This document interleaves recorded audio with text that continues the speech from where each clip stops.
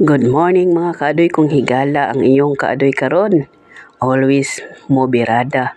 Pamahaw ato ang tiradahon karon mga kaadoy kung higala.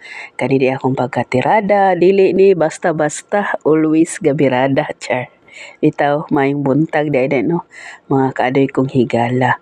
Ang tirada sa inyong kaadoy karon, magluto dai kog tahong nga perti puding lamia. So, ang atong kabuntagon karon, nindot ato ang recipe kaning tahong.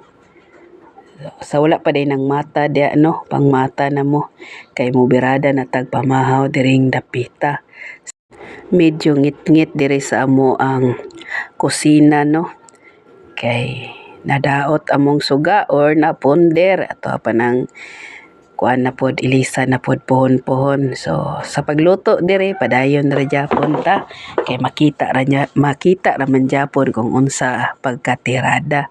So sa kabuntagon karon, lamiang recipe kaning tahong nga giburtangan og dynamite or tanglad, mga lamas nga perting lamia.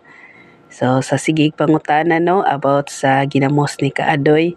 So unlimited atong ginamos dire sa amo ang panimalay. Always unlimited. So kani daing tahong ni Carla mga kaadoy kung higala, muhubas ra daay nun. Muhubas-hubas ra ni ug musabaw pud ni. Tapos pinaptik dari yun nag-ukay-ukay dirang dapita. Lami po ni mga kaadoy kung higala no, gataan. Try na to ni gataan mga kaadoy. Pero next time na lang no, kay wala tay available nga lubi diring dapita. Mga ato asa ning gisagisahon dire or sabaw-sabawan ginagmay. So pinaptik dayon na to nagtaklob-taklob diyang dapita no. Kaning kabuntagon, nindot kay ni atong kabuntagon kaning magluto-luto taba. Humanatog snack, automatic din nagluto-luto kay di man pud pwede no. Or ang punta na anad nga dili ta mamahaw kay kaning pagpamahaw mao ra jud niya ato ang kusog nga during nga magtrabaho ta diring dapita. So hapit na ni maluto mga kaadoy kung higala, medyo daghan-daghan pagsabaw dirang dapita. So muhubas na ni mga kaadoy kung higala no, pero dili kay nako ni pahubason kay lami man po ni nga naay sabaw-sabaw.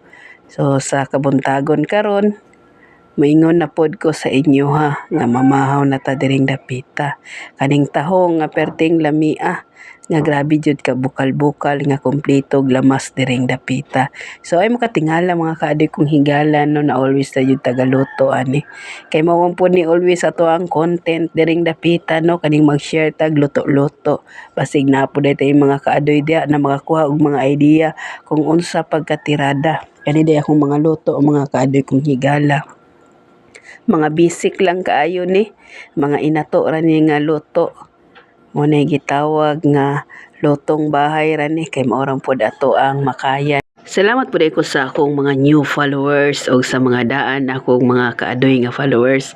Salamat kayo sa always ninyong pagsuporta. Bisag wala ta mo nakaila, pero always jud ko gapasalamat sa inyo ha. Salamat po kayo no sa akong mga kaadoy nga always po daga-share.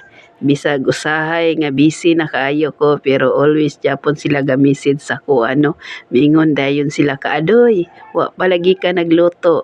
Mga kaadoy nato na no, ang always gatanaw sa atong vlog, matingala na noon kung wa tay nagaluto-luto diring dapita kay mag-PM na noon sila. So salamat pud kayo no, nga gyabang-abangan pud ninyo ako ang mga lutong bahay nga mga simple lang kaayo nga mga luto.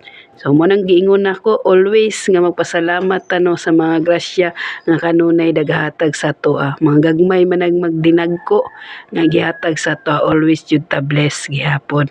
So sa kabuntagon karon, magsigop-sigop tag sabaw kaning tahong nga perting lamia.